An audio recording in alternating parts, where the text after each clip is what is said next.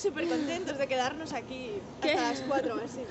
Estamos, vamos, sí, tirándolo todo por la ventana. No hemos visto Ljubljana, vamos a ver Venecia. O sea, al final, todo lo que queríamos.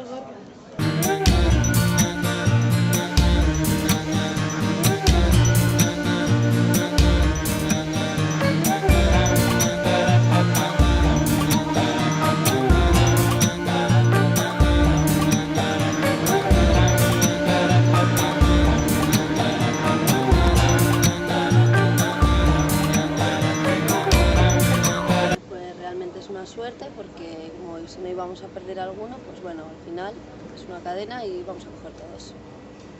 Y por el lado malo, que ya no conocemos Venecia.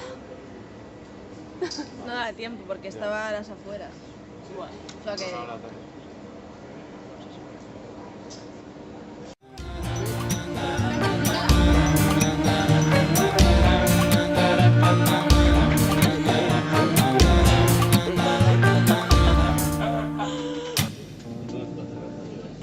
nos hemos montado en un tren que supuestamente no era y nos han hecho pagar billete normal, como si no tuviéramos Interrail, y me ha dado mucha rabia.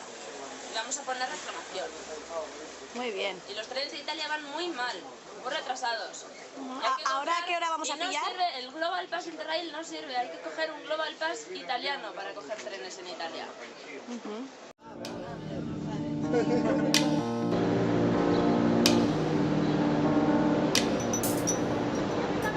Ya hemos llegado a Niza. Después de muchas horas. Fue de una paliza. Casi 24. Vamos a ver. Y ha empezado a llover. Ollana, ¿qué decías palabras? Está súper contenta.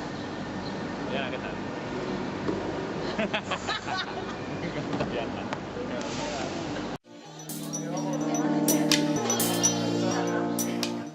Arbi, Arregualde hona ite ondo hartza jutera.